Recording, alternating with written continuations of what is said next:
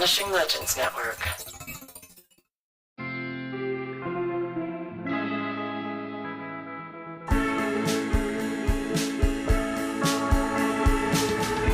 Welcome back, everybody, and welcome to this special bonus episode, Weirdumentary. Okay, so I grew up in Los Angeles in the 1970s, and depending on the city where you grew up, if you grew up in the 70s watching television, you probably have extremely specific memories of the commercials you would see during daytime television. Like in Los Angeles, we had commercials for Cal Worthington, a used car dealer. And it was always Cal Worthington and his dog Spot. But then his dog was always like a longhorn steer or a Bengal tiger or some other unexpected animal. And he'd be rolling around with it in front of aisles and aisles of used cars. And you're basically waiting for this animal to tear his head off. And you're a kid and you're watching this stuff and you think this is all part of normal adult life. What else? There was this clothing store called Zachary All that featured the most boring man in the world trying to sell you suits. I remember a furniture store called Lee's Bars, Stools, and Dinettes. Not bar stools and dinettes. Bars, stools, and dinettes. There was something called Control Data Institute that I guess was like a computer school. And there was a grainy film of people feeding punch cards into enormous room-sized computers with those weird giant reel-to-reel discs that started and stopped and moved in weird rhythms. And there was the Bryman School, which is all about learning to work in a doctor's world, whatever that meant. And there were tons of others, but you know, you'd see them 75 times a day while you're sitting there watching reruns of Get Smart and Twilight Zone and I Dream of Jeannie. And these things, they're just lodged in my head. I'm going to be spitting this stuff out 5 minutes after I'm dead. But okay, the commercials that really stuck out, the ones that really got us excited, were the commercials for any time there was a new movie from Sunn Classic Pictures. Because that meant there was going to be a movie about people that looked like scientists, and they'd all be talking about the Bermuda Triangle, or some upcoming UFO invasion, or Bigfoot, or the discovery of Noah's Ark on Mount Ararat. By the way, how would I ever know the name of a mountain in Turkey if it wasn't for In Search of Noah's Ark? Thank you, Sunn Classic Pictures. And for some reason, these movies were always being held over in Inyo and Kern counties, and I didn't know where those places were or why these movies were being held over in those places.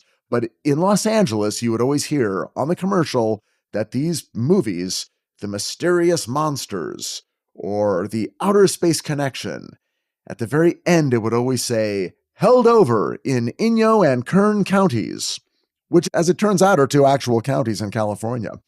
Anyway, these movies like Beyond and Back, which was about near-death experiences, or The Man Who Saw Tomorrow, which, of course, was about Nostradamus.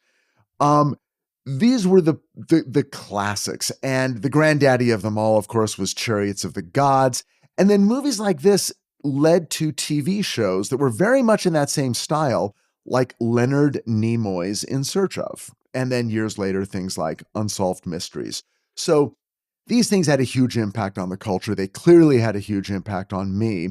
I thought I was the only person in the world who remembered these movies, but then a few months ago, my lifelong friend Michael Grodner gave me a book for my birthday called Weirdumentary, which is basically this gorgeous paperback coffee table book devoted to these movies. And it's gorgeous.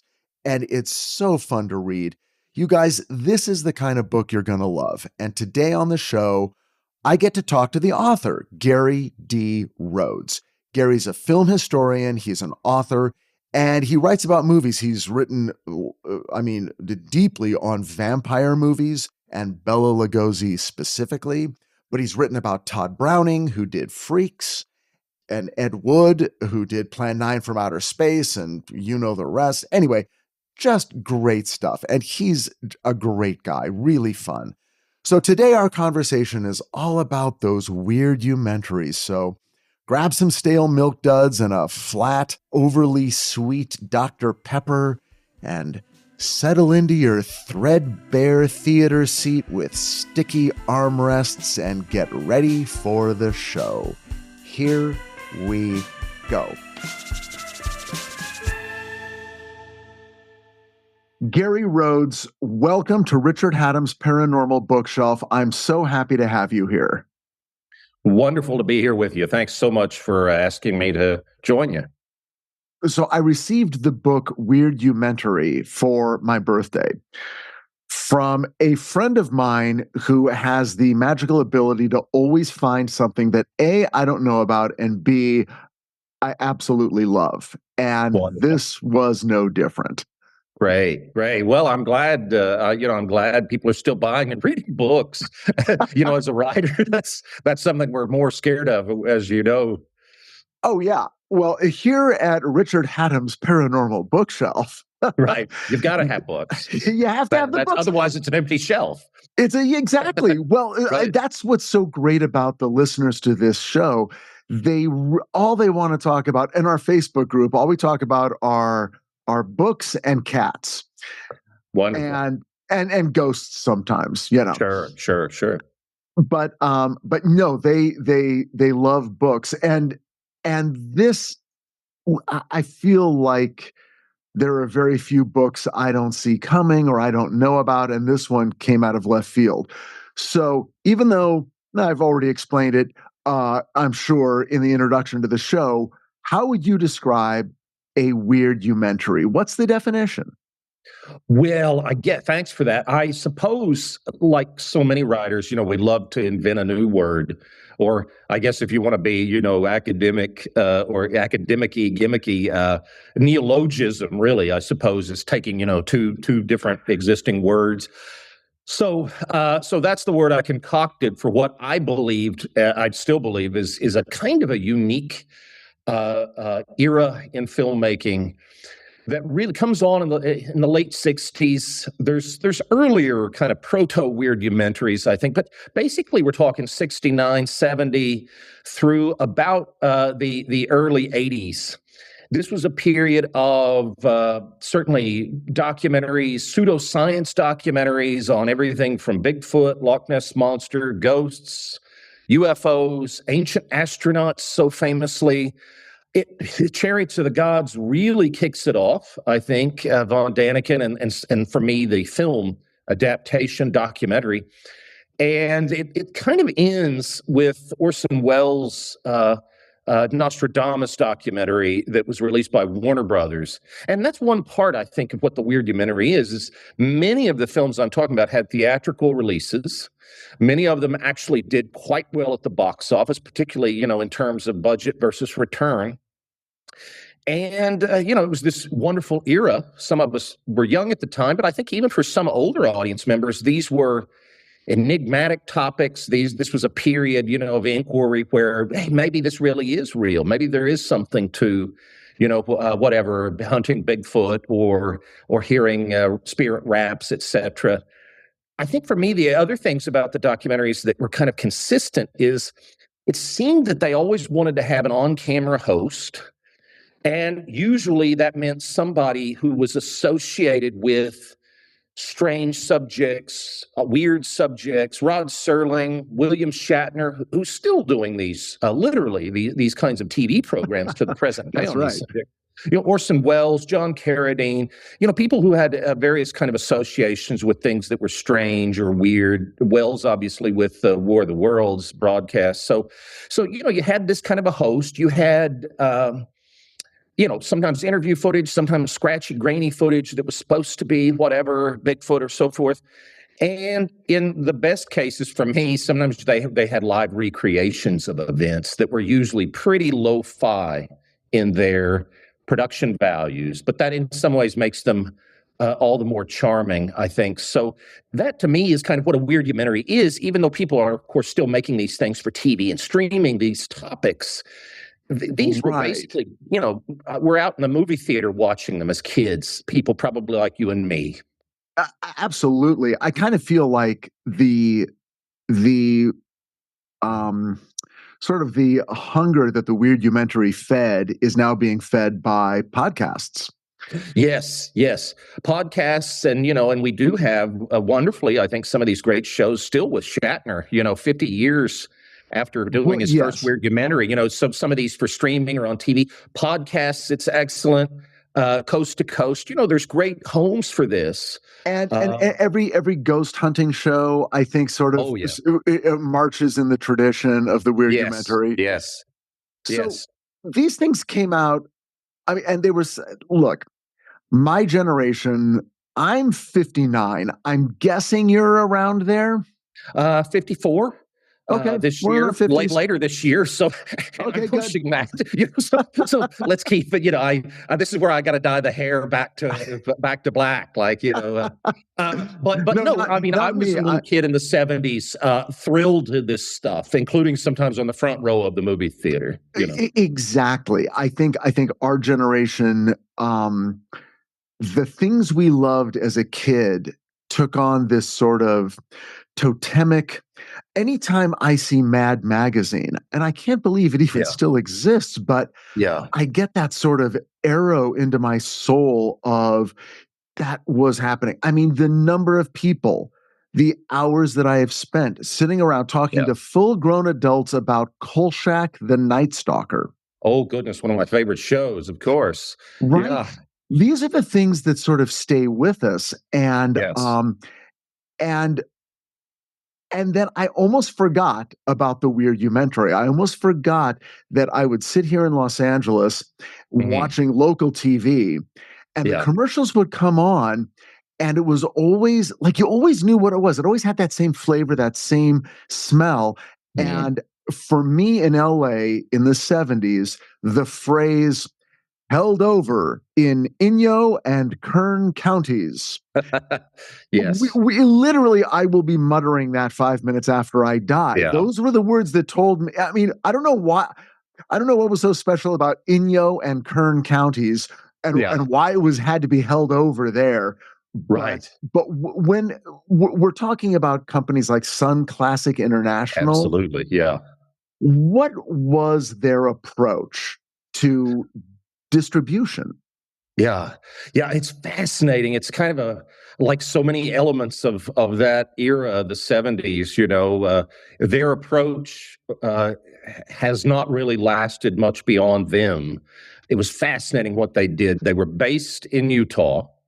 They were wonderfully skilled at doing surveys in shopping malls and places to test ideas for potential future audience members. Would you like to see a film about the paranormal? Would you like to see a film about, The after death Bermuda experiences, Triangle. your Bermuda Triangle? So they were skilled even at getting the idea going that they felt could be successful.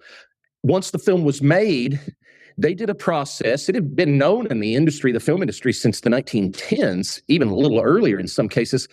What was called four walling, that would four Right. wall, like the four walls of a house, or in this case, a movie theater. And so they would send their own people with the print of the film, their own publicity materials, including tie-in materials for things like local bookstores where there would be the book of the film, accompanying it. They would do their own radio ads locally, their own TV ads, and they would rent the theater for a week or two, hence the four walling. They would bring in everybody. I mean, occasionally they would still hire and pay maybe the local people for concessions or projection, but in general, they kind of rented out the theater. And this is what they would do across the United States, which is why some people will remember these films that are a little younger or a little older. Even sometimes we'll think of them at first from a year different than their year of release, because this was a very staggered approach, this four walling. So I might have seen one, a year after it was in LA, for example, or Right. several months. Obviously, there was a much more staggered distribution. We know, before Jaws and beyond, with opening on the same weekend. But this had all of the many reasons that had to happen, because they were literally taking prints, in kind of a Yeah. Rhodes show way. What was in the days of Dwayne Esper, known as the Rhodes show, where they would literally take the prints, set up, be out of town before anybody could complain too much about a saucy, spicy topic. That was kind of what Sunn Classic was doing. But what they found, and I think this was just like a magical formula, they found that they could appeal to the whole family, or even if kids like you and me went alone. My mother or father didn't have any reason to be worried that as a 5-year I would see this, because they were G-rated. Almost all of the documentaries were G-rated. They were intended, Sunn Classic's remit really was films for the whole family, in an era where R ratings and new Hollywood films and, films like Alien that I was too young to see in 79, I couldn't go in. They would find these same kinds of topics, aliens and so forth. But they were like for all audiences, general audiences, like G suggests. These were classic matinee movies. Yes. I mean, a lot of them I saw at Saturday matinees, of course. Yeah. This was 2 p.m, in the summer. And, and so the first one that I remember seeing was called, and it's still my favorite in a way. It was called The Outer Space Connection. Oh, yes. Yeah. And I have a chapter on that one. Yeah. I was so glad. I was like, I flipped through and I'm like, okay, he's got The Outer Space Connection. Yeah. Because what I remember about that movie, and again, this is sort of the impact these things had, because these subject matter, this is the only place when you're a 10-year-old kid and you're all about Bigfoot and the Loch Ness Monster and UFOs and ghosts. This is what you've got before Leonard Nimoy shows up with In Search Of, but that we'll get to that. Yeah. But The Outer Space Connection, at some point in the movie, they said, okay, so, all these researchers and all these, scientists have been gathering information from tombs and from, and then radio pulses from outer space. And they all converge. And for some reason, they're giving us the same date. And that date is December 24th, 2011. Yes. Yeah. And my brother and I were like, oh my God. So that's when the aliens are going to arrive. And literally for decades throughout our lives, we would turn to each other and go, when's it going to happen? December 24th, 2011. Through the 90s, until that night when we were together on Christmas Eve, waiting for something to happen. Right. Yeah, Santa Claus versus the Martians. Yeah, exactly. Well, and of course, you and I remember so well, this was also the period before videotape.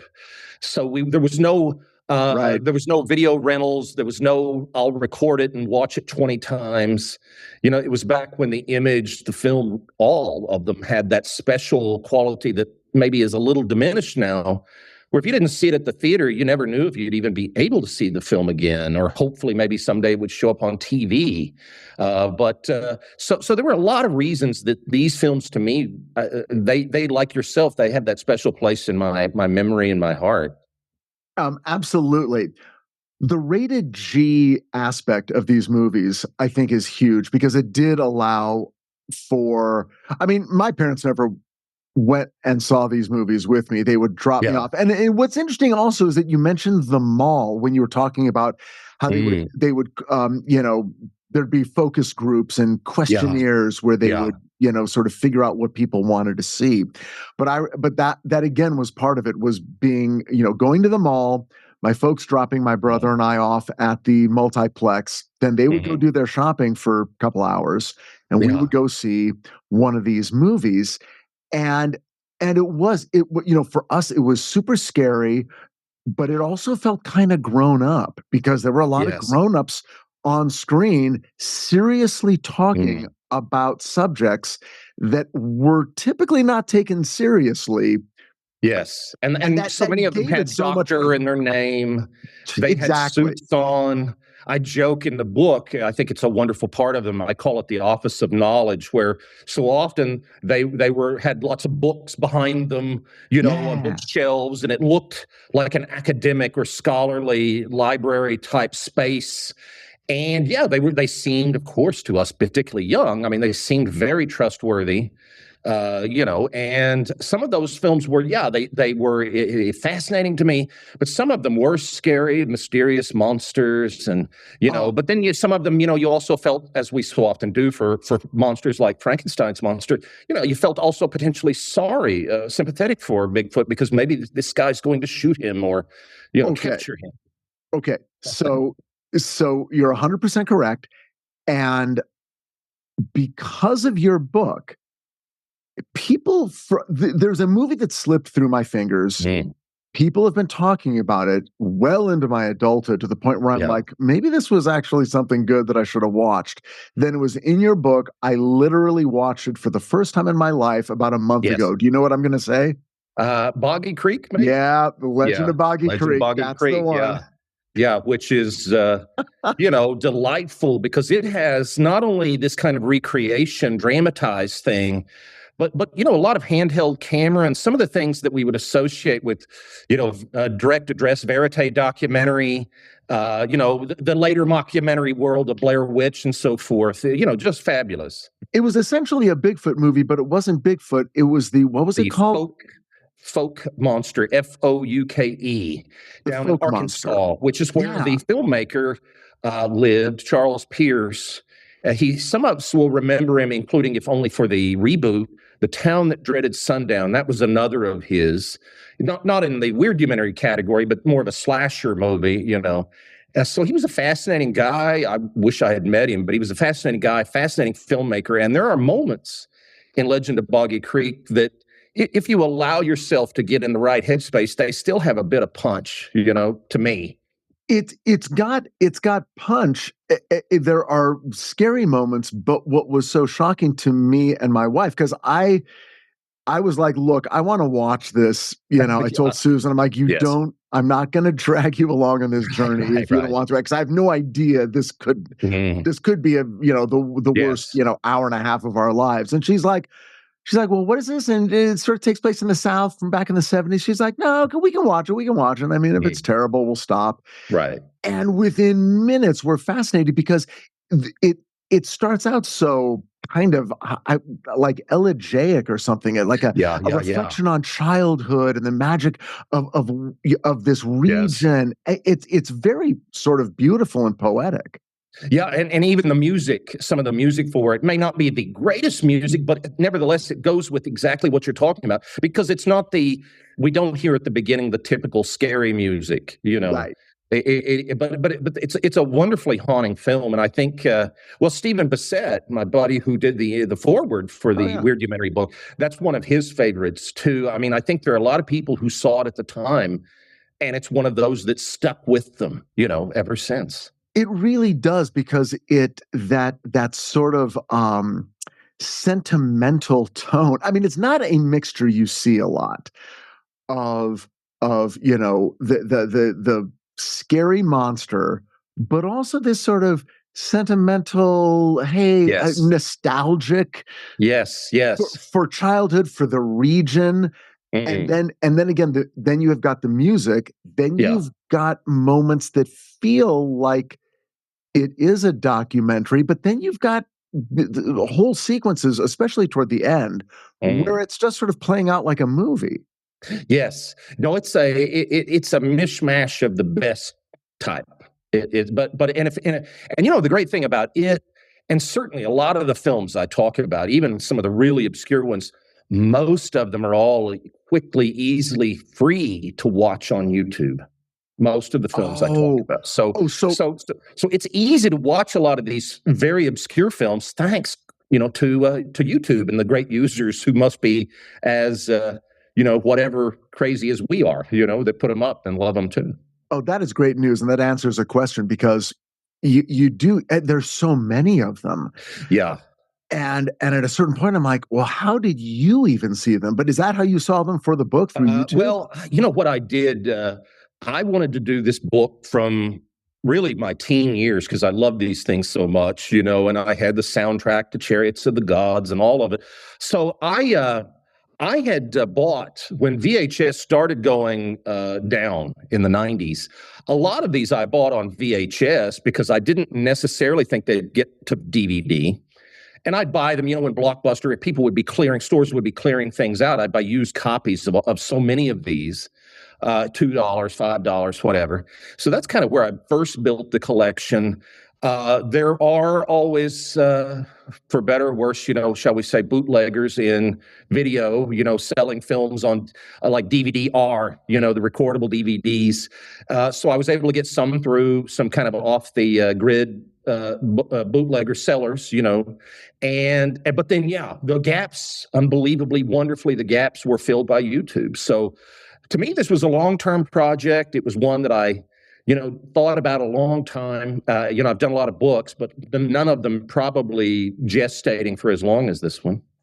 Yeah, that's interesting because it is that weird, we're living in the nexus of obsession with childhood, but then as adults, because of the internet, the ability to just sort of go back in time and buy our childhood and have it in our house. I mean, thank goodness for everything from YouTube to eBay buying things we maybe had as kids, or old Starlog or Famous Monsters or whatever that I had once and lost along the way, and now replace with thanks to eBay. So it is, I think a lot of it is kind of that strange thing of being stuck in the past, or I don't want to sound too I'm a scholar, allegedly, Dr. Rhodes or whatever, but I don't want to sound too egghead, but it's like that great quote of William Faulkner, that the past is never past, like I feel in my head, sometimes I still feel, well, sometimes like I'm 20 or 25, but sometimes I still feel that excitement of when I was 8 or 10,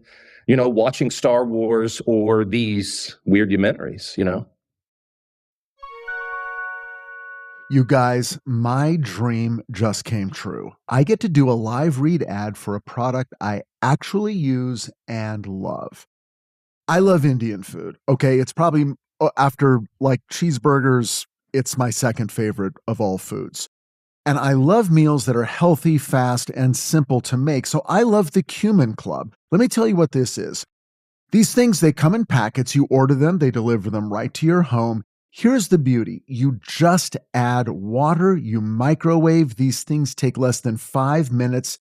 An Indian entree, ready to eat. It is so delicious. Okay, so let me tell you how I do it. I started off with the paneer tikka masala, which is not overly spicy. And it was perfect for me in terms of spice level. But then I did a second one. I had it with the dal chawal, which is sort of a buttery rice and lentil dish. And I mixed them together. That was my dinner. So the next day I did methi matar malai. I'm sure I'm pronouncing this wrong. My South Asian listeners, you're going to have to tell me how badly I'm mangling this. But anyway, the methi matar malai, it's sort of a sweet, nutty cashew gravy with peas. If you've had Indian food before, I'd say this is like a korma, and it's fantastic. So I did that one with something called pav bhaj. Pav bhaj. It's a spicy veggie stew. Again, not too spicy. You don't need to be afraid. And it was the perfect lunch. Took me 3 minutes. But they've got like 20 more entrees I haven't even tried yet, so I am working my way through. When I'm sitting here writing the podcast, I will suddenly be starving, and that is my danger zone, because that's when I will literally go into the kitchen and grab a bag of Doritos and just eat the whole thing. Don't do that.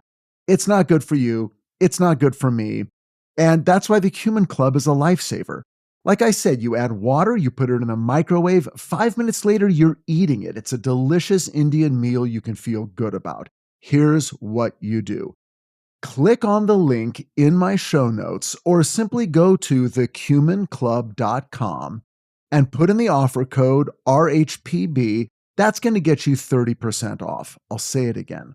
Go to thecuminclub.com or click on the link in my show notes and enter the offer code RHPB, and you're going to get 30% off. Not on your first order, not on your first 2 orders. You're going to get 30% off every single time you order. They're going to deliver it right to your door. Eat something good, healthy, and delicious. You deserve it. You're going to feel good about it. The Cumin Club, authentic Indian flavors straight from the source to your door. God, I'm going to go have some right now. What am I doing here? Talking about it? I'm going to go eat it. So you talk about, and it gets, into some wonderful detail about the companies and the people who produce these films. And they were largely, it seems, financially successful. Yes. Were any of these guys sort of, we're going to make our money on the Weirdumentary so that we can do the thing I really want to do, which is, War and Peace or something like that? Was there, or were they just happy being sort of the traveling carnival? I think a lot of them, certainly some of them, were the former case you mentioned, that it was, I want to do this to make money, to establish myself in the industry and go on to bigger and greater things. In fact, Sunn Classic overall wanted to do that, to make bigger budget fiction narrative films. And to an extent, they did do some of that, including for TV. Grizzly Adams was there, if you remember that show. Oh, my God. That is so strange that that's them. I remember that. Yeah. So, so I think that was true of Sunn Classic, but it was true of a lot of the filmmakers that thought, this was kind of like how I think even some people began, Wes Craven or different people thinking, well, I'll do one horror film because I'll probably be able to sell horror. And then my Driving Miss Daisy will come later, when I'm successful, or my Citizen Kane. And then that didn't happen, of course, for most of these filmmakers, Not that he did Weirdumentary, but I think Dan Curtis was like that. I think he starts out with Dark Shadows and, of course, The Night Stalker, but The Winds of War was kind of his, that was his magnum opus. That was his pinnacle. And, it's funny because, oh gosh, we both have known so many people working in film, I suppose. And I have found sometimes, especially years ago when there were more people from the 20s, 30s, 40s living, and I remember one incident, who had made this award-winning documentary, very serious. And I was there talking to him about a 1942 Bela Lugosi monogram film, that was really cheap. He had written it in a weekend. That's all they gave him. He had like 48, 60 hours or so to write it. And he couldn't believe, we're sitting there at Musso and Frank's, and I'm actually getting him to sign the press sheet for Bowery at Midnight is the name of this film. And he can't come to grips with, why is this guy, and at that time I was living in Ireland and flying to LA, why is this guy wanting to talk about this film I wrote that I'm embarrassed of, basically.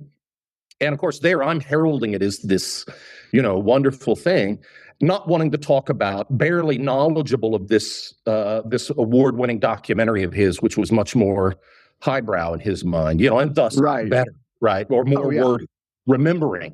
Yeah. Oh, if I had the honor of spending an hour with David Chase, I would never mention The Sopranos once. All we would talk about is Kolchak the Night Stalker and the Rockford Files.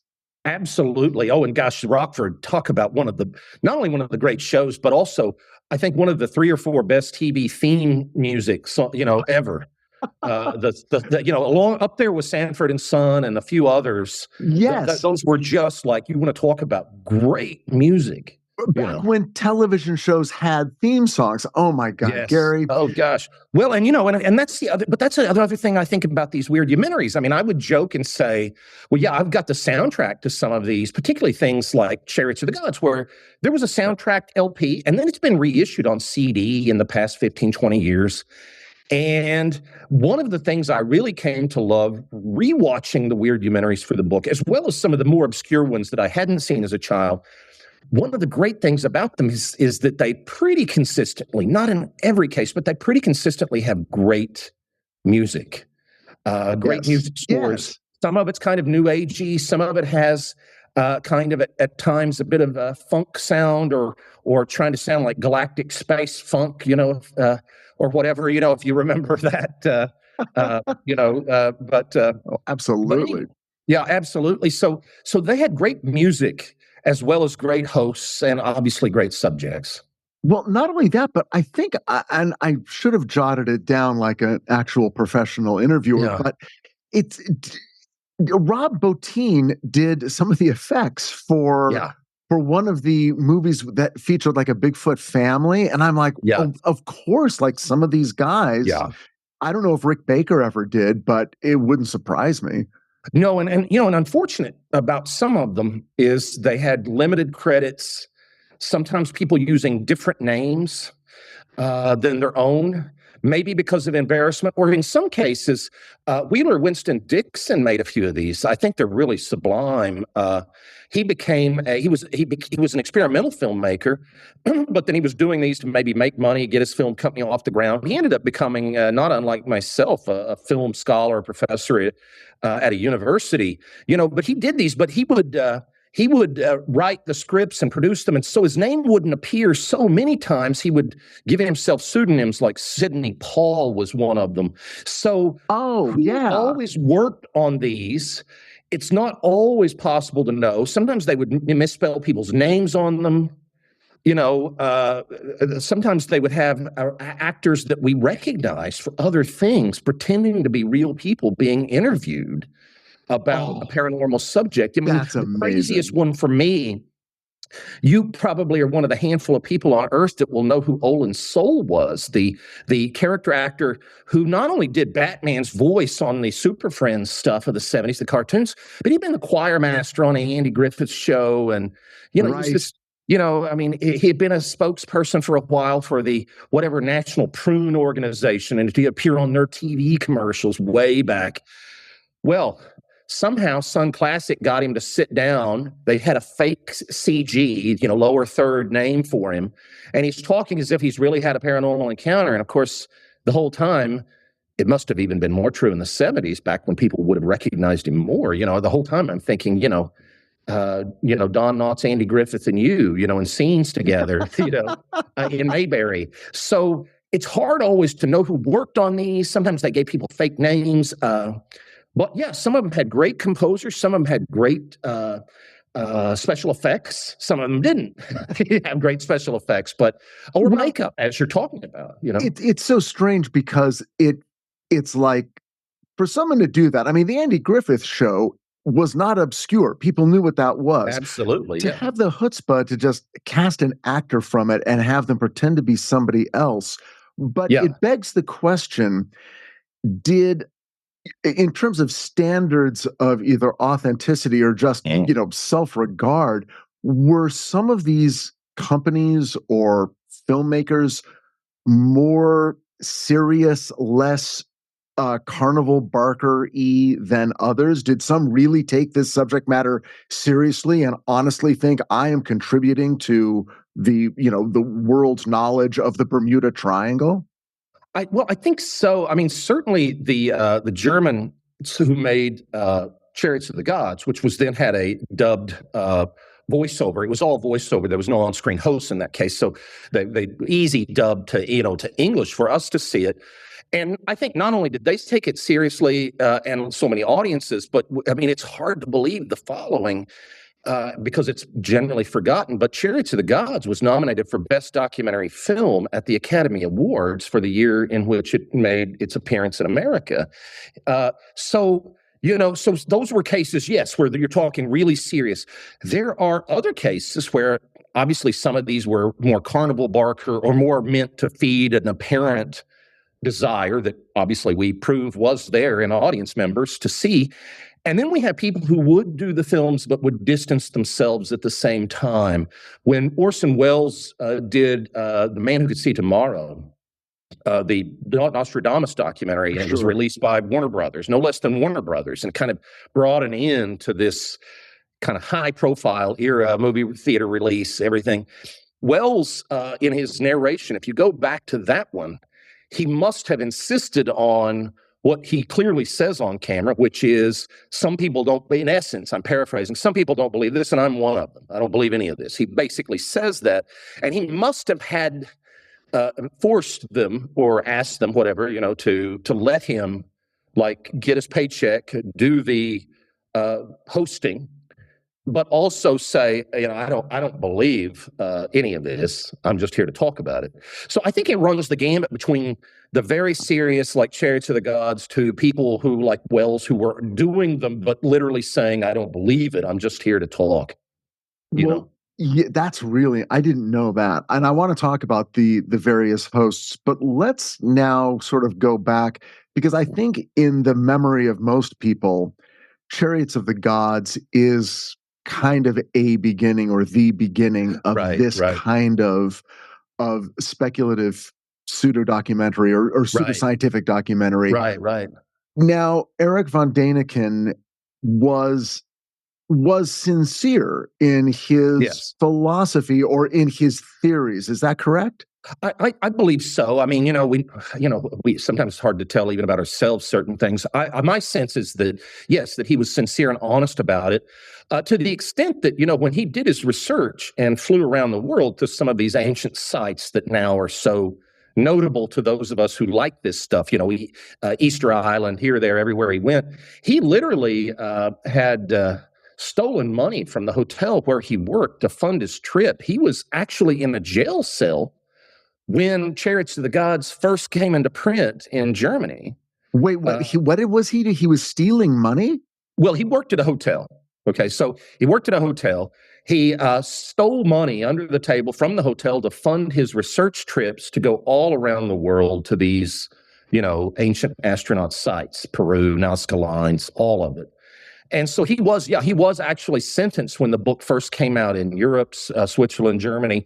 He was actually in jail for, I don't know, I forget, I say in the book, but maybe a year and a half. He got a sentence for theft, robbery, whatever, so embezzlement, I suppose, really. But so, when you take that into consideration, he could never have predicted that he would have had 60 or more years of a career of one book after another, one lecture after another on this subject. So I think the very fact, in other words, that he was stealing money, knowing he could go to jail, he did go to jail for the sake of a book, the first book, that to me seems like he was probably sincere. Yeah. Do we know where what scholarship he was following up on? These ideas couldn't have just occurred in his mind out of nowhere. No, and there were some earlier people that were talking about various subjects, just like there were earlier films, pseudoscience documentaries. I mean, one of the first ones I mentioned when I talk about the era before Chariots of the Gods was a film called "Is Conan Doyle Right?" And it was a questioning, spiritualism. Is it real? This is a silent film era. Short. There were various kind of Robert L. Ripley type short subjects released to movie theaters about some of these subjects, including Nostradamus and so forth in the 1930s and 40s, etc. So yeah, there was a real prehistory here. It's but von Däniken tapped into the things, I think, also at the right moment, because what to me is really fascinating, maybe it's partially because I'm so interested in Stanley Kubrick in 2001: A Space Odyssey. But that film was released in 1968 at roughly the same time as Chariots of the Gods. Neither von Däniken nor Kubrick would have known about each other's project, nor am I suggesting anything other than the following. Von Däniken's, quote, nonfiction inquiry is really the same answer that 2001 suggests in a fictional world, meaning ancient astronauts came here, they left these black monolith slabs, and that has helped guide Australopithecines to current humans to the next stage, the Star Child, the end of 2001. That is all ancient astronauts doing, having visited Earth and, helped us out. And of course, that's what von Däniken was saying. I mean, how could have ancient man moved these heavy stones? You can remember the kind of the dialogue, whether in the book or, the film adaptation. So and I think it happens at this wonderful moment, look, the summer of love has just passed, the drug era, the new age era, people exploring alternate religions. I mean, it's only 2 years after Anton LaVey founds the Church of Satan in Los Angeles. I mean, in other words, I think that people are at that moment, as well as through the 70s, crystals, all kinds of things, there's this inquiry, this openness to what would have maybe been scoffed at in some earlier eras. Yeah. Including from certain religious points of view that would have been dismissed or seen as improper to examine. It seemed like that was the right moment for Von Daniken and all this stuff, in other words. Yeah, it feels very Age of Aquarius, and it's very a cross between the wisdom of our elders, the primitive cultures of the past. Yes.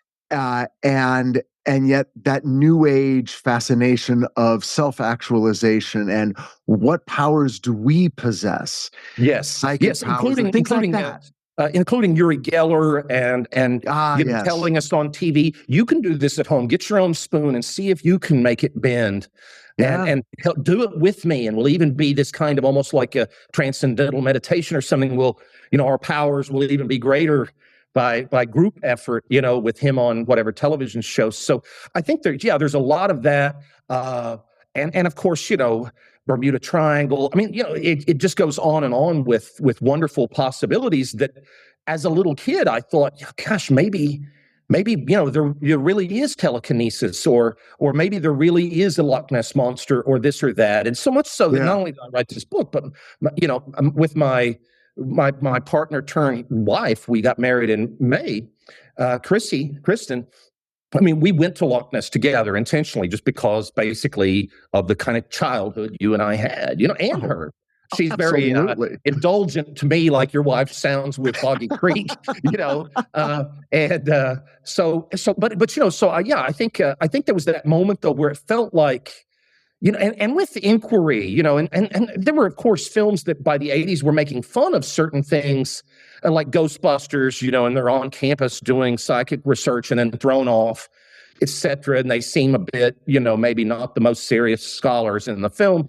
But, in the 70s, it felt like, gosh, there really were people digging into these things. Some of the people we see in these Weirdumentary really were fairly legitimate professors that were looking into things like the corona that might appear around us in Kirlian photography. Okay. I mean, now we've now hit on two things that I feel like we heard a lot about in the 70s, and we're not hearing a lot about it now. One is the Bermuda Triangle. I feel like the Bermuda Triangle was way up there. Yeah, it's lost a little cachet, I'm afraid. Right? I know that that there's, you can find scholarship about various things about the Bermuda Triangle now, but Kirlian photography. Now, can you, and I don't want to put you on the spot because this is not your necessarily your area of expertise, but can you tell us what Kirlian photography was? Because anyone who, if we see those images of those sort of almost neon colored against a black background, what was that? What was that supposed to be? Well, what it was supposed to be, I know from watching these films. What it was, I wouldn't know because I'm a film guy, not a science guy. But on the films, the experts in Kirlian photography, which was being done in all kinds of wonderful tests, they were doing photos of people. They were doing photos of individuals. They were doing photos of people together, including doing things like kissing while the Kirlian film was running. They were doing things like photos of plants, as well as severing maybe a leaf from a plant and seeing it as still alive, even though it was dead because it had been cut from the plant, right? Like a leaf. So all these different things, the corona or the aura around is what you're describing, what we remember, wild stuff. It's hard to find anybody who still does this, and it seems like it probably deserves further inquiry. When I was doing this book, I actually was looking like, gosh, I'd like to go have a Kirlian photo of myself just because I keep seeing all of this wonderfully strange stuff. The explanations in the film are basically that it's somehow something like an aura that surrounds us. Yeah. Like we're giving off a vibe, but more than a vibe, it's almost like it's part of us that's outside of us. It's almost like an angelic halo. It's even and it gets more vibrant, like when two people are kissing because of the emotion, maybe more, whatever, right? This is getting a little sexy here, Gary. Why don't you take it easy? The Weirdumentary would border on that, but it only goes so far because of the G rating. But there was also things like where they would cut off the plant and they would have only half a leaf, and somehow. This is what freaks me out the most. If you go back to these films, they'd have only half the leaf, but in the Curlian, the other half would slowly start to appear as if it could be. Well, it was almost like the visual photographic equivalent of somebody with a missing limb that can still feel it, even though it's gone. Right. Yeah. The Curlian photography stuff, it's one of the things that strikes me as most fascinating about the era, as well as among the most forgotten, that kind of needs to have a bit more inquiry, and fame. It felt like it had to do with auras and by extension, the suggestion of the ghost or the soul of a thing. Absolutely. Yeah, because if something's around us, not in our physical being, then that means there is more to us than just our physical being. And here it is photographed in a way that, for me as a viewer, even now seems a lot more compelling, potentially, than a photograph of a ghost, which could be faked. Back to Mumbler and William Mumbler in the 19th century or something. Well, and it has the patina of science. It's people in white coats in white lab environments. So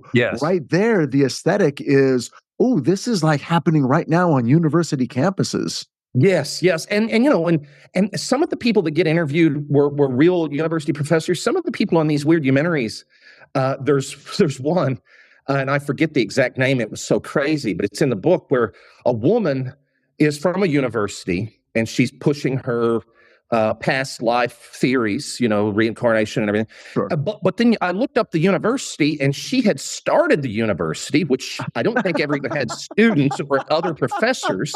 It was accredited, but she actually created the accreditation body. She must have had some cash, you see, and she created the accrediting body that accredited her own university. And so, again, she has the veneer of Professor so-and-so in an office and everything, with a university affiliation, but obviously very spurious affiliation. Well, and it's funny because you did have people. I mean, at UCLA, you had Thelma Moss. Oh yes, who shows up on some of these documentaries. So you'll maybe find her in the index if you're if anybody's remembering or interested in her. And so yes, some of this. I think it goes back to your question about the filmmakers. Like, were they carnival barkers? Were they hucksters? Were they serious about it? I think that the people being interviewed run the gamut from very not only sincere but like real scientists, real scholars, like you're saying, to the very, very spurious side. So it kind of runs the gamut, just like the filmmakers did, in whether they were believing it. I mean, some of these people are very sincere. Donovan, the singer, of course, was host of one of these Weirdomentaries. And the sincerity of him, I believe, without doubt. And he probably even funded the film he made. It certainly was able to cause it to be made and get released because of his name value at the time. So some of the people very sincere, some of them, including the professors, very serious, some very not. Yeah. Yeah. Well, it was during an era where it felt like, wow, this stuff really is coming into the realm of science. It felt like breakthrough might be just around the next corner. All of a sudden there'll be 1,000 Uri Gellers, or we'll all figure out these things, or we'll meet aliens like the 2011 date you mentioned. Totally. It was when I was a little kid. I thought, by the time I'm going to college, there'll be a department of parapsychology at almost every university, that will be a legitimate area of inquiry. And it feels like technology was sort of getting to a point where it's like, people can take cameras places, and scientific inventions were going to allow us to have this breakthrough. And I look at it like a special period of time in history, because it was for me. But frankly, is it any different than the talk of disclosure that seems to be just unending right now? Everyone, since the time I was a kid, everyone has believed that we're 5 minutes away from knowing.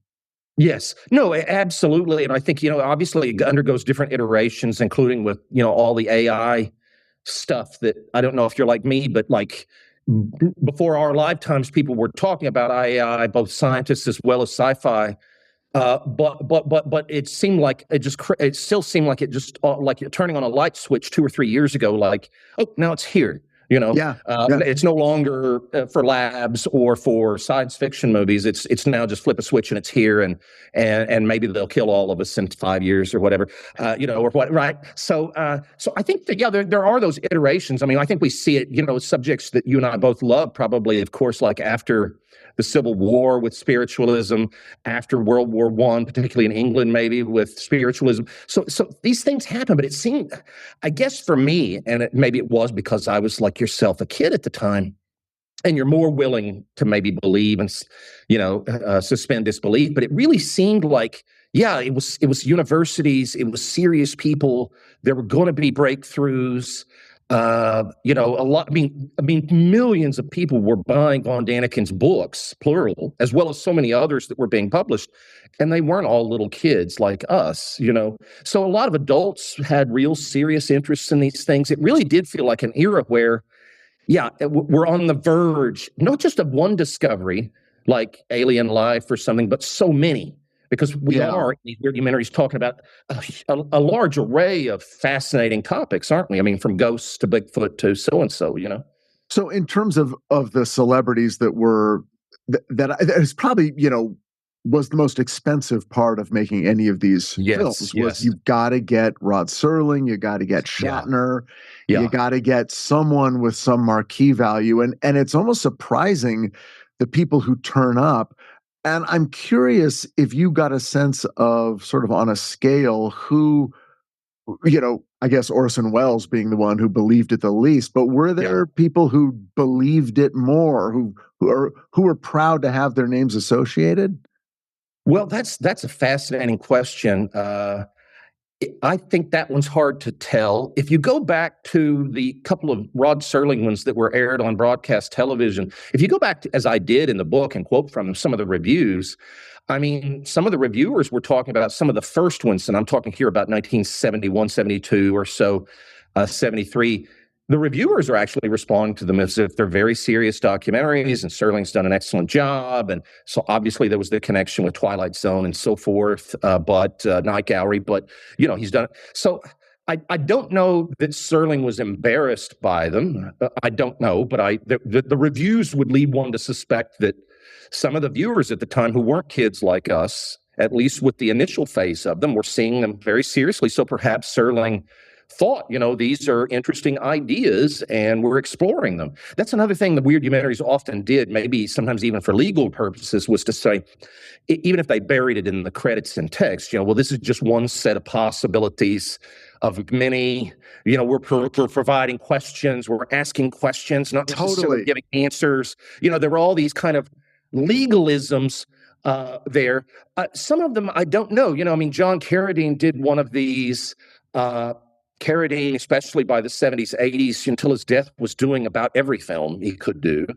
Shatner was doing these. He's done them for so long. When he started, it was that period that he himself has talked about, post-Star Trek, more the Devil's Reign period, if you remember that film, when he hadn't had his comeback with Star Trek, the motion picture, and then ongoing to the present day. So he was in kind of that zone where, I wonder, in other words, we know Wells was always looking for money to fund his own projects, et cetera. Right. And his lifestyle. I think they did it for the money, probably. I don't know how seriously they took it.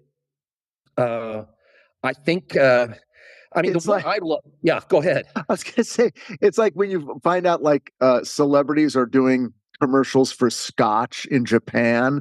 Yes. And it's kind of like, well, maybe no one will really count this as part of my career. Right, right. Well, and it used to be, yeah, I think that was the case. I mean, even some of the old actors in old horror films that I write about a lot, and I talk with some of these actors from the 30s or 40s, even the fellow who wrote the film I mentioned earlier. And I think they thought, oh, I'll do this cheap horror film. And once it leaves theaters, and it'll only play certain theaters because it's low budget, it'll leave in a week or two. It won't be held over, your earlier phrase. Hey, will it'll not be held gone, over. and nobody will ever remember it, not realizing television rebroadcasts, videotape, internet, YouTube, where now if somebody does do a Japanese commercial, we're going to see it on YouTube the next day in America. Totally. Right? Yeah. So hiding is no longer probably possible for any of us. That was another great thing about that era of the 70s. You could pretend to be other people. I mean, the brilliant thing you point out is that it's like there have never been as many films in a particular genre whose titles end in a question mark. Yeah. Yeah. And that question mark forgives so many sins. Oh, so many sins. The question mark, what if? The word if appears in a lot of the scripts a lot of times as well. So I think that there's a lot of get out of jail free cards there that the films had. But as a kid, my memory of them when I saw them as a child, my memory of my reactions, I wasn't focused on the question mark. No. I was focused on this really looks like it must be the case. These almost certainly are true. Okay, so the office of knowledge that you talked about, the office of, in the book, when Gary talks about the office of knowledge, it's when you're photographing a so-called expert and there's a bookshelf behind them, and that's it. I mean, it's kind of perfect. Right. And sometimes a few props on the desk or whatever. There might be a globe, part of a globe, or a bust of Einstein or something, just to make it, more sciencey, right? The trappings of knowledge. It's like it's so much. It reminds me of like Futurama, but so what they're doing is creating an aesthetic of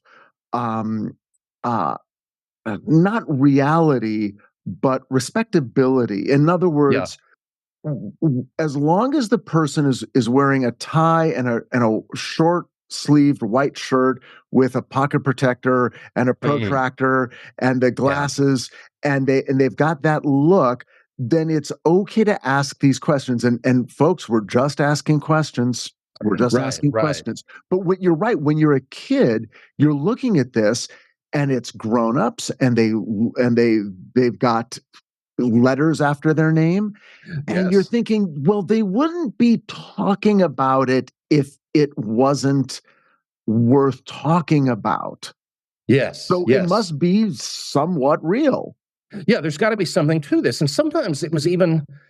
Wouldn't have used this phrase in my little kid head, but sometimes it was almost for me too, like, well, the numbers can't lie. I mean, look at how many things have gone missing in the Bermuda Triangle. I mean, at what point? I mean, that's just beyond coincidence. I mean, one only gets so lucky at the casino, if you go in, to the roulette table, in this case, bad luck with the Bermuda Triangle. But, I mean, so sometimes it was the numbers, the number of sightings. Sometimes it was the footage we would see of the UFO that would have been shot on Super 8mm film, possibly, that would be scratchy, grainy, or footage allegedly of Bigfoot, of course. Yeah, the Patterson-Gimlin film. I almost feel like that look, existence of that piece of footage almost led to 15 of those movies. Oh yeah, and of course it comes in the late 60s at that same moment we were talking about earlier with Kubrick, 2001, Von Daniken, and all the other stuff we were talking about. So yeah, I mean, the footage. Sometimes the fact it was shaky and murky in exposure and scratched made it seem all the more real, rather than if it had been maybe better lit, like a Hollywood film. Right. I mean, not unlike the kind of, handheld camera that was being seen at that time about, everything from the end of the Vietnam War to news each night. What was real, quote, real, and maybe in most cases truly real, that we would see on the evening news, with Walter Cronkite or Dan Rather or whatever, would have that shaky camera And those things become the aesthetic, obviously, in the 1960s, 70s, when cameras get smaller and handheld, as well as documentary filmmakers, the Maysles brothers, Pennebaker, all of it. Like this becomes what it's real. If it's shaky and it's murky and it's badly lit, Right. it's real. Yeah, And it's like and a Martin the Bigfoot Scorsese footage, film. you know, that footage and a lot of the others that appears in these films, that footage had the same basic look of oh, we caught a criminal on camera robbing a bank or something. That same shaky, and maybe the criminal was down the road, you could hardly see them. I mean, it had the look of the real, the veneer aesthetically of the real. And that aesthetic in terms of our modern life was almost established by the Zapruder film. Oh, absolutely, because there it is again with my God, seeing that on television as a little kid.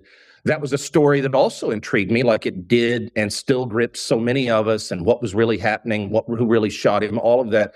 And the Zapruder footage is, gosh, I mean, obviously the most famous home movie, I think, in American history, surely, but it had that same, you know, some of that same kind of look, right? Because it was that feeling that, well, just a person just standing there with a camera happened to film something that is the most astounding event that has happened in our lifetime.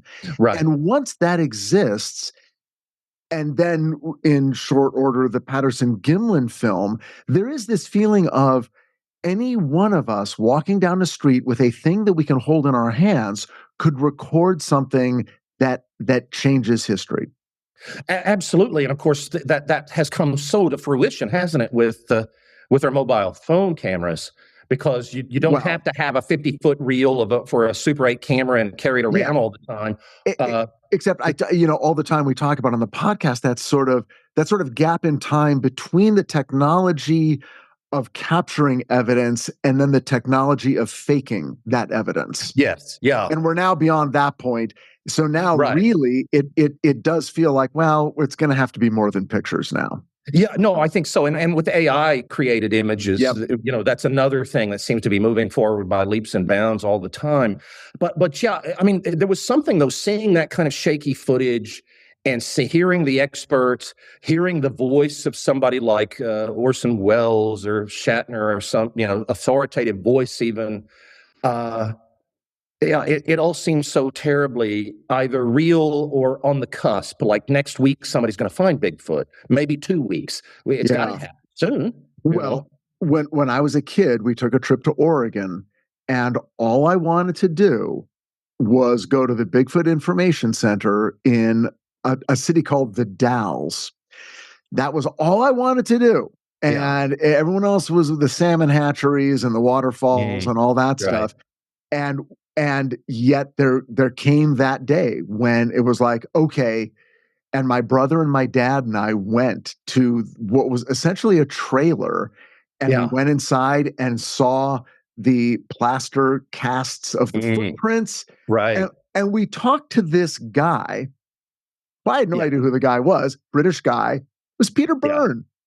Wow. Yeah. And of course, you see him in the trailer in some of the Weirdumentaries, you know, in the book. Yeah.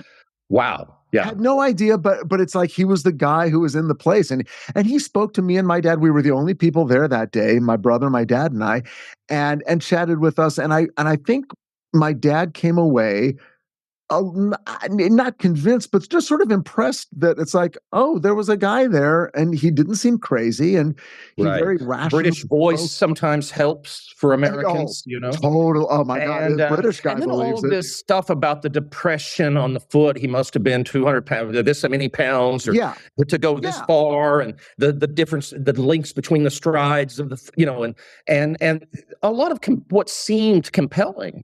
You know, exactly. It felt like, well, this is physics now. We're getting into hard science. Yeah. So and again, that was the charm of these movies, was bringing in these people. Oh my God! And then In Search of Noah's Ark on Mount I saw that at the movie theater with my family, my mother and father. We all went, and my dad would refer to it until near the time he passed away. He'd also regularly mention Von Daniken's name in jest, remembering all of that era. But even for my parents, Mount Ararat and these people who had climbed it, and well, we can't get there because of the government is not allowing it, but we have this evidence, and somebody flew over and thought they saw. I mean, again, I think some of this was quite compelling at the time, and I think maybe we were. Maybe even adults, a little bit less jaded, a little bit more naive, possibly than now. In some ways, I think that was a great thing because it was maybe more open to new things, and so forth. But yeah, In Search of Noah's Ark was another of these that I cover, and of course that gets into kind of the more speculative history that some of them covered, Yeah, and that was because that was 78, I think, and that was kind of prime time. Oh yeah. And then, of course, when Leonard Nimoy and In Search Of was ruling the airwaves, I talk about it with friends of mine, younger people, yes, who, for them, for me, for you, it was In Search Of. For them, right. It's Unsolved Mysteries. Right.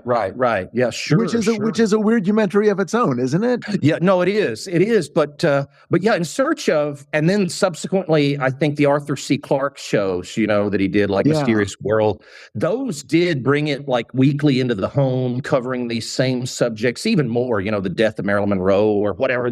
The other.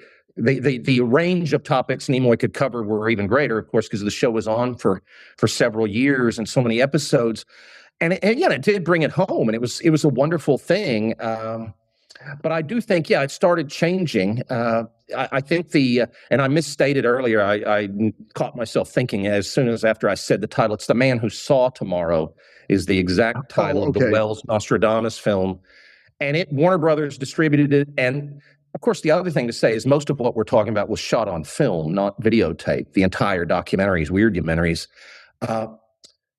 After that comes, of course, VHS, home video, the cable explosion, and, Discovery Channel, and some of these shows like Ancient Astronauts, Unsolved Mysteries, and everything. But for me, maybe it's being too much interested in film. But I think the fact that these were shot on film, as well as so regularly, and In Search Of was too, of course, even though it was broadcast on TV, that was even another layer of, if not prestige or authenticity, truly, it just. It was not like, maybe I'm being a bit of a snob in terms of film aesthetics here, but, but not just because I liked the look of film better, but it just seemed maybe that obviously more money involved in many cases, et cetera, different than an Ancient Astronaut show every week on cable show that's being rerun and 5 times in the middle of the night or what have you, Well, there is, you sort of hit on it. We get to the television show In Search Of, and it gets renewed season after season. And at a certain point, they're like, what do we do next week? Shall we go back to ghosts, haunted castles, maybe? Right. And then, of course, it becomes sometimes things like the Lindbergh kidnapping, or there's a handful of those, again, speculative history and, things that happened, but, different, theories for how and why they happened, or conspiracy theories, Now, I did get the feeling that Leonard Nimoy was interested in these things and thought they were worth talking about. I never got the feeling that he was just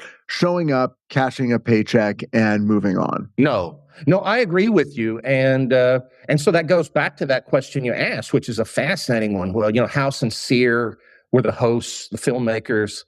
How much did they believe, not believe?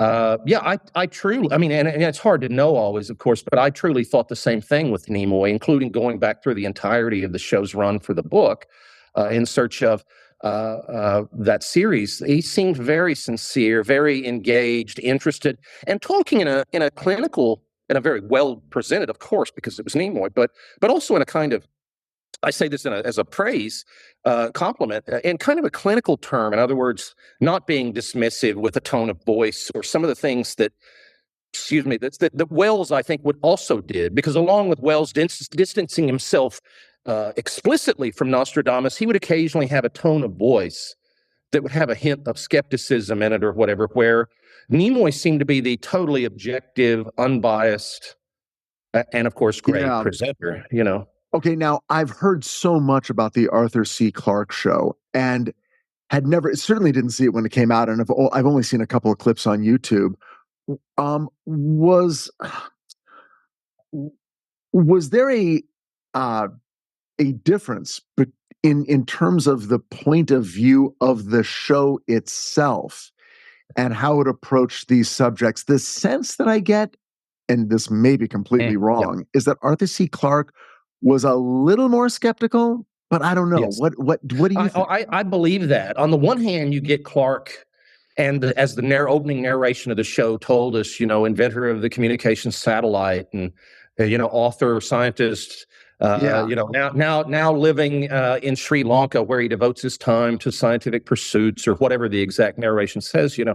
He seemed, on the one hand, there is that veracity, verisimilitude. Boy, this is a trustworthy guy. On the other hand, you're right. He sometimes seems skeptical. He does things, though, that in the first iteration of his show, because it went through more than one title, but in the first one, the final episode is he actually calculates his belief in the likelihood of the different subjects he's covered. Oh, wow. And that seemed, in its way, he definitely, yes, seems more skeptical. But stuff like that to me as a kid, and by then I would have been more like 10, 11, 12, and a little older, but to me that seemed like, wow, he's not dismissing all of it. Yeah. He's looking at the evidence and coming up with these. Maybe I believe in UFOs more than I believe in the Loch Ness Monster, and I believe maybe in Bigfoot more than Loch Ness Monster, because the Bigfoot has more terrain than like he's going through a logical process and does not entirely dismiss the stuff he covers, most of it certainly. So you're right. He's more skeptical, but in some ways it may be also because I was more 10, 12 years old at the time. It seemed like, wow, here's somebody who's really almost mathematically calculating the likelihoods of these phenomena. And I think those shows, because they were kind of the only thing of their kind, had to throw a wider net philosophically so that everyone could be invited to the party. Whereas nowadays you do have shows that feel they're either very much about every house we go to is haunted, or on the other hand, it's Mythbusters and Penn and Teller bullshit, and it's like, oh, okay, so everyone now just has their own room they go to, which I guess is kind of the way media is in general. Well, I guess so. But another thing that disappoints me about the modern series of the Weirdumentary type is, I'm so grateful. Everybody loves Shatner. I love Shatner wildly. Everything. I'm so glad he's doing the show still. But the thing about like his show and the other comparable shows right now has nothing to do with him. But they'll have the interviews will be with the same 6 or 8 people on every episode. Like they're just hired like actors. So they're not going necessarily to the most famous Bigfoot scholar or what have you. They've just got 6 or 8, 10, 12 talking heads, some of them university types, again, building on the tradition.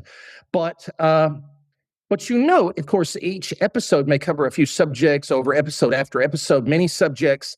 Well, there's no way this person is studying as a PhD accredited professor all of these hundreds of things maybe that get covered in over several seasons. Yes. So they're reading something off I don't know exactly what they're reading, but it almost seems like, well, are they just staring at Wikipedia for 5 minutes before, okay, let's get you 5 sound bites on the Loch Ness Monster, even though you've really not studied it.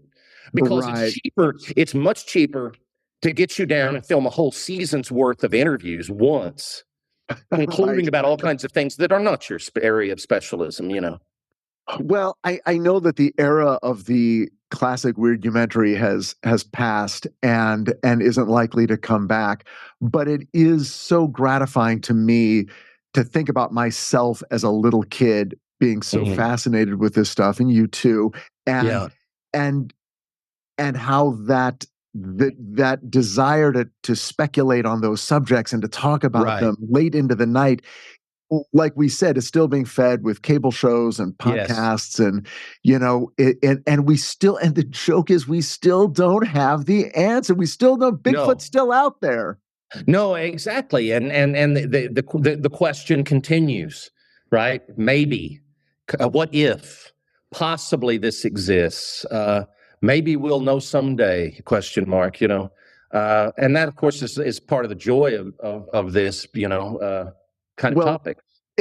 and Gary, your book is filled with such affection and such great humor, and it is Thanks. so beautiful. And this is a beautifully produced book. I don't I even know how you get a book to be produced at a price that looks like a museum piece. Every Well, page is thank you for gorgeous. that. That there, I've got to say, you're so nice to ask me questions and mention the book and everything. But if I can, I'll just say, Feral House is the publisher. They're an amazing press.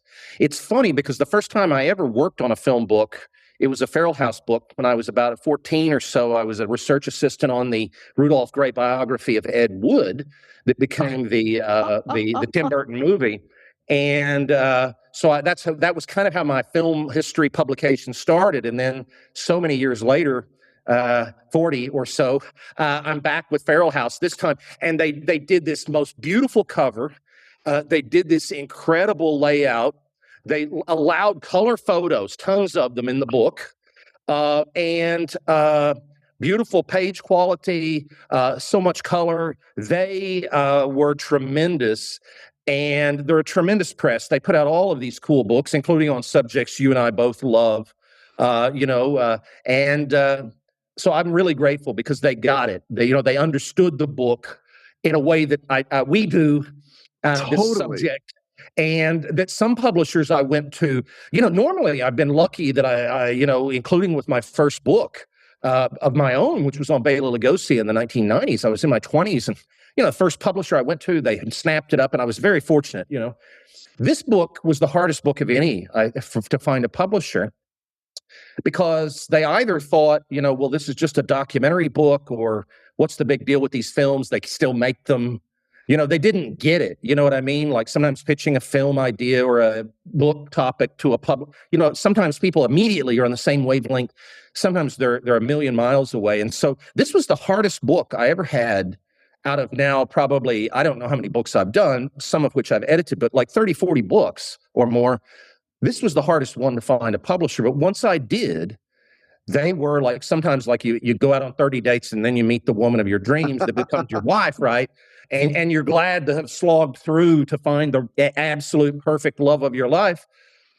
Well, that was Feral House in this case as a publisher, because they got it, they understood it, and they treated it like, now it would be hard to get many film books unless it's somebody really super popular in today's world, like, Tarantino or something. It'd be, or you're working with Taschen, a press of that caliber. Sure. Short of that, you just don't, you can't get publishers to take on more obscure topics and do them with the kind of not only their affection for the topic, but the money clearly for color photos and stuff. That is harder and harder in today's world, very hard. And so I'm very blessed that I was very fortunate, to be with Feral House, because they're super cool and they do super cool stuff. They really do. And I was so happy to learn about their existence through your book. Literally everything down to the font. It's just perfect. Because they're mimicking some of the font styles of that period. The graphic designer was unbelievable. And, it's like you generally don't want to bother graphic designers when it's a really very graphic type book with so many photos and everything. But I had to say to them, like more than once, to the editor, Christina Ward, please tell him I just think this stuff's tremendous. As I was getting, sections of the book in phases as PDFs, I was just like, my mouth agape that wow, this is so beautiful. And it's not a book. Look, I love Citizen Kane, etc., but it's not a book about Citizen Kane or something that prestigious. It's not a book about somebody as famous as Marilyn Monroe. So for them to have done this for the subject we're talking about today, it's unbelievable. So I'm really, really grateful. It's like a coffee table book. It's the kind of book you want to sort of leave out for guests in your home to pick up and start looking. You're making my day.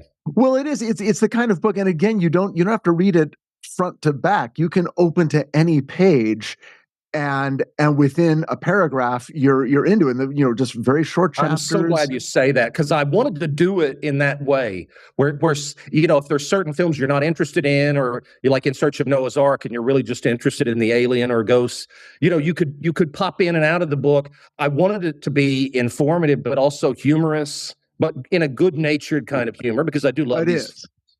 And Yeah. and so most of the time, some of the time, certainly my books are very, PhD guy writing a book, very serious about whatever old movie. Here, I did want to have fun and writing it like in a fun style with a little humor, because I love these films and it seemed like the best way to approach them. It's the perfect voice. It's exactly right. It's the affection of having grown up with them. It's never it's never talking down about them. Yeah.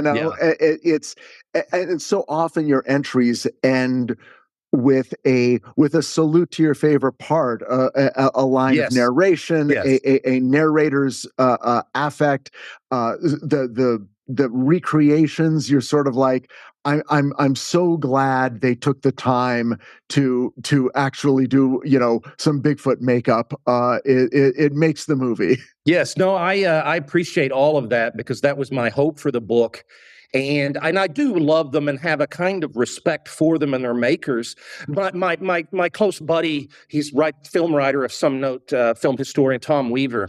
We're one of my best friends. Anyway, I was groping for a title, you see, for the book, for this new word, right? Yeah. And one friend of mine suggested, Robert Guffey, who's a great novelist, and Cryptoschatology was one of his famous books. Anyway, he suggested Fortumentary, after Charles Fort. And I thought, well, that's perfect, sure. but not as many people will know Fort's name, possibly, even with the Fortean Times, magazine still going.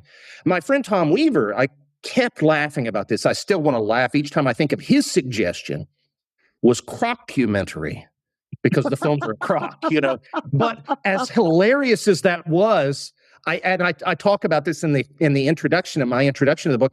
I couldn't finally go with that. Was like so great because it rhymes so perfectly with documentary, but I thought it was a little bit of a nastier type of humor, like a kick you when you're down kind of humor of these films. So I wanted to stay with humor, but like hopefully laughing with them, not at them. Right. We're a little bit.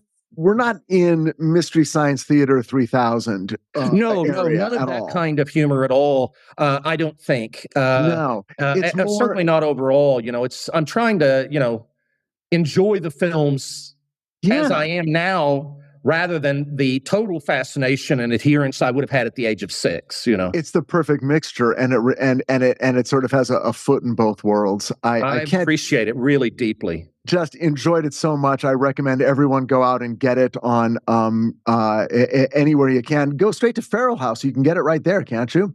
Absolutely. They can go direct to Feral House, and gosh, we need all of the great listeners you have. A show about a bookshelf. We need to support the smaller presses, the independent publishers, more than ever.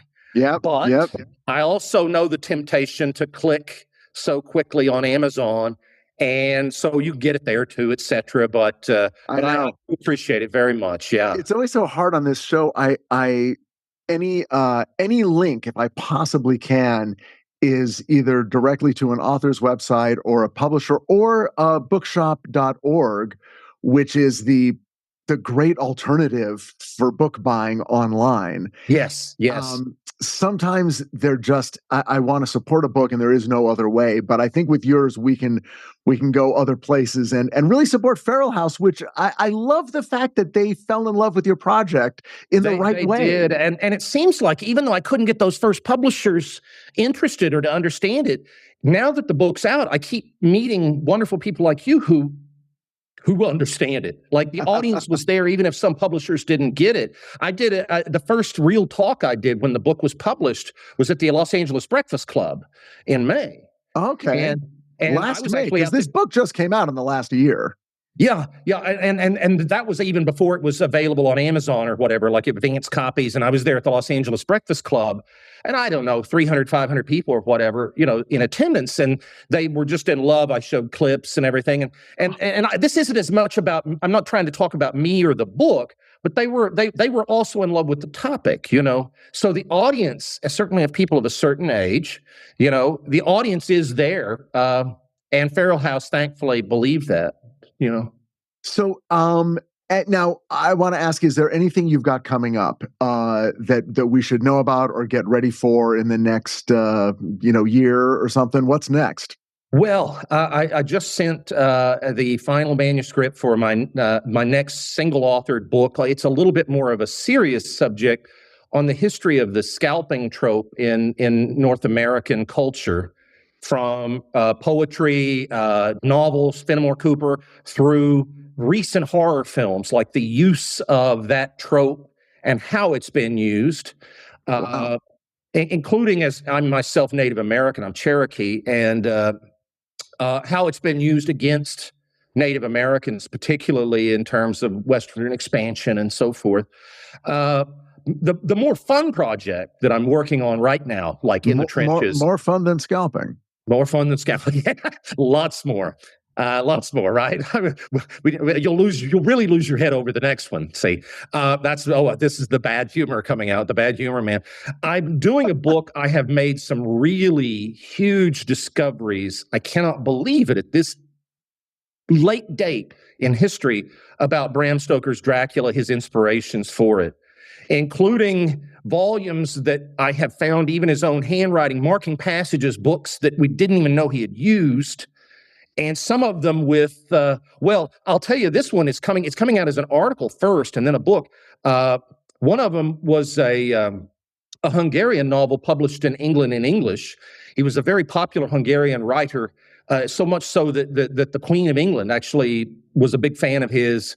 The one book that I found that all of Stoker's markings was about Transylvania. It has a section on Dracula and the word and the name. And its title, Stoker even repurposes in his novel, the title of this in English. The English language version was called Midst the Wild Carpathians. And that is he actually takes that phrase for Harker's Diary. If you and your listeners are, I'm sure some are Dracula fans. Oh, so, absolutely! Because vampires are where I spend a lot of my time. In fact, if you'll allow me one last indulgence, you're too nice. My book that came out right before Weirdumentary, a little bit more serious in tone, but it's out in paperback just very recently, cheap paperback for today's world, cheap. And it's called Vampires in Silent Cinema. And with the recent, actually, Robert Eggers did the blurb for my book because of the Nosferatu connection with the recent versions, which may make the subject a little bit more of interest to your listeners and some people. And Elias Mirage, my dear friend, wrote the foreword. He had directed the film Shadow of the Vampire with Willem Dafoe and oh my God, that's a great movie. That's about the making, of course, the fantastical alternate speculative history about the making of Nosferatu. Eli directed that film. He also directed one of my favorite films ever, which was Begotten from the 1990s, an avant-garde film. But at any rate, so if your audience likes vampires, the book before Weirdumentary was Silent Vampires, and they're the next book about Stoker. You are now part of our family here at Richard Hatem's Paranormal Bookshelf. I told you yourself, I think, in an email, but just to further, hopefully, concretize my credos here, my credentials, as part of our honeymoon, I took my beautiful, lovely new wife to Point Pleasant, West Virginia, to, of course, the museum and so forth. Who needs Paris? Who needs Paris? We got married in L.A. at a movie theater. My best man was Bela Lugosi Jr.'s son-in-law, and the woman who read the poem I wrote for my wife was Candace Hilligas from the star of Carnival of Souls. Some of your listeners will remember that cult movie from 1960. And a bunch of other film people there. I'll shut up now about it. And then we took off for first the Day of the Dead kind of convention for the Night of the Living Dead films in Pittsburgh, and then on to Point Pleasant. So that's the kind of beautiful woman I married, inside and out. Exactly. You found a keeper, and literally, there's nothing more romantic than this stuff. Come on. No, well, when you have the same interests, right? And that's where I'm so glad when you say I'm part of the family here, because we share, and I know I do with your listeners, so many of these great subjects, that we never get tired of, I think. Gary, this has been so great. Thank you so much for coming on. Will you come back when the next book, when the Bram Stoker book comes out? That would have been my question to you. I was about to say, please bring me back, please. Right? What if I could only come back? I'm doing back to the what ifs. I can't wait. Thank you so much. I deeply appreciate it. Thank you so very kindly.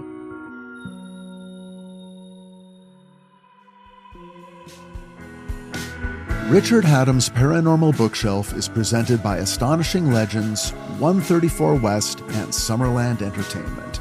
Executive producers Scott Philbrook, Forrest Burgess, and Susan Lambert. Our associate producers are Tess Feifel, Sailor Franklin, and Harrison Marks.